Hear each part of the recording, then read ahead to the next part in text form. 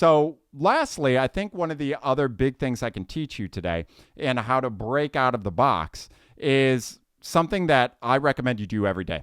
Every single day. There are 2 exercises in this one exercise, and I really think it's beneficial. Let's look at the full 3 note per string scale of G major on the guitar. Okay? Learn this with me. Really let this cook in. This is all we're going to be using the whole time here. So 3rd fret of the low E, 3, 5, 7. 3, 5, 7 on the low E. I'm okay. I can talk. 3rd fret, 5th fret, 7th fret. Same thing on the A string, 3, 5, 7. On the D string, 4, 5, 7. Same exact thing on the G, 4, 5, 7. On the B, 5, 7, 8. Same exact thing on the high E, 5, 7, 8. So first part of this practice is to go up and come back down. So we're going to ascend and descend together. Let's do that right now.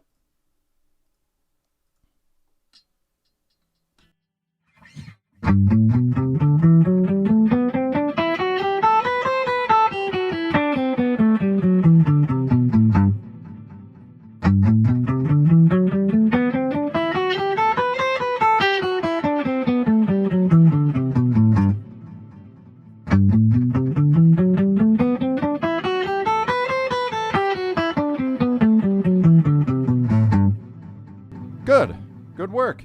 So sure, you're like, okay, cool. That's wonderful. It's a scale.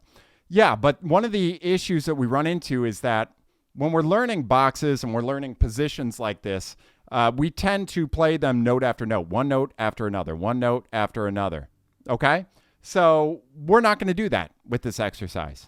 We're going to skip notes. So I want you to remember 3, 5, 7, 3, 5, 7, 4, 5, 7, 4, 5, 7, 5, 7, 8, 5, 7, 8.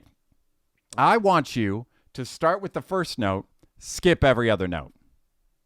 This is called playing in thirds, right? We're playing in thirds here, and it sounds beautiful because it's how chords are built. But even further, it allows us to make our scales and our boxes and our patterns more colorful and more creative and expressive. So we're going to go 3rd fret of the low E, 7th fret of the low E. We're going to go 5th fret of the D string. 5th fret of the A. So 3, 7 on the E. 5th fret of the A. We're going to go then to the 4th fret of the D. And we're going to go to the 7th fret of the D. From there, we're going to go to the 5th fret of the G. And here's where it gets really fun because we just have to kind of maneuver our finger to the 5th fret of our B string. And then we're going to play the 8th fret of the B string. And then we're going to end on the 7th fret of the E string, the high E. It looks like this. All you have to tell yourself is skip every note, every other note, I should say, of that scale that I just played. So here's the full scale. Let's do that first.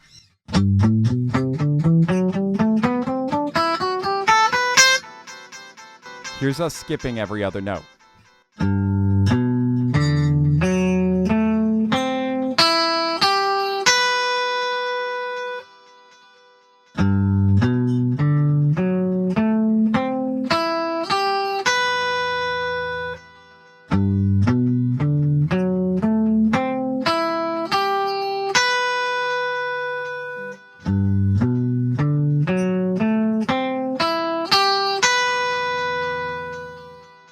It can be confusing.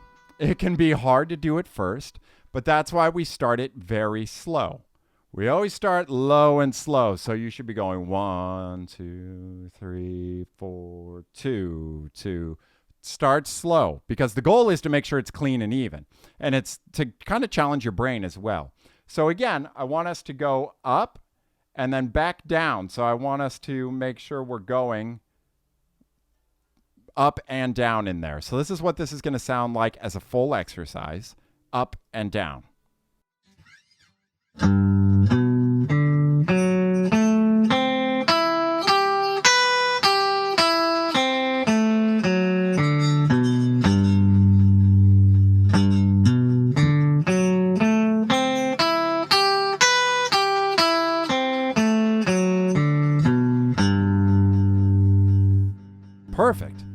Good. And you can already tell it sounds way more musical. It sounds way more beautiful to play it that way. And it starts to break us out of the note after note box. If you want one way to start making your solos and your improv sound more musical, it's to stop going one note to the next note to the next note. It's to skip around. So let's do it again. Because that's the variation where we go from the first one, we skip the second one, we go to the third. Time to start from the second note and skip the first one and do every other then as well. So again, when we think of the scale itself, 3-5-7, 3-5-7, 4-5-7, 4-5-7, 5-7-8, 5-7-8, it's easy for us to examine the every other. So if we go 5th fret of our low E, 3rd and 7th fret of our A string, this is when it starts to get a little simpler than the last one because we're pretty lined up at this point. And we go to the 5th fret of the D string. And then we can go to the 4th fret and 7th fret of our G. The only hard one, the only pesky one here is that we then have to hit the 7th fret of the B string. And then we can hit the 5th fret and 8th fret of our high E. Let's do it together.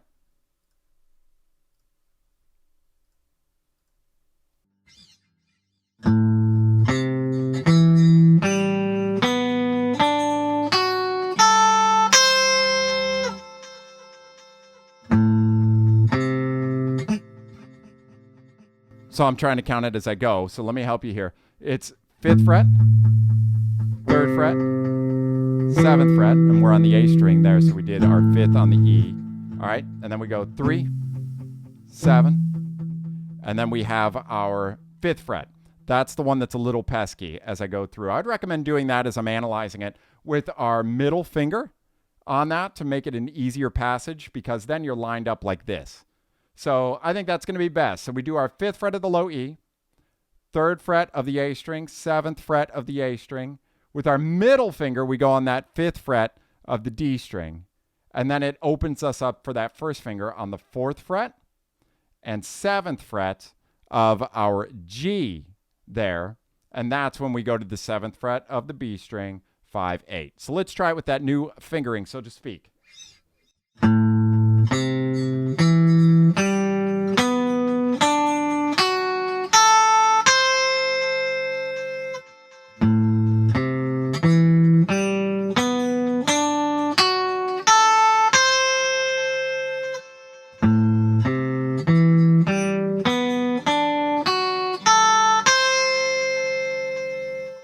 And there it is. So sometimes it just takes a minute to, take a look and understanding what fingers work best for you. And this is one thing that I really learned a lot in classical guitar, by the way, is that it varies for some people. It really does. So a lot of times it takes just a small bit of trial and error to go, okay, well, what's the most economical way for me to lead into that? So I think we found it.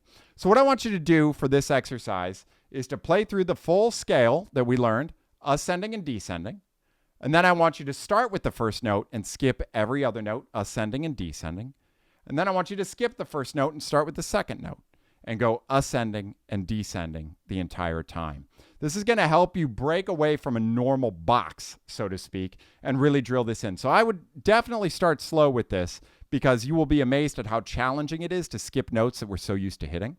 So make sure that you really focus on that until you start slow and you can play each variation 10 times clean and even.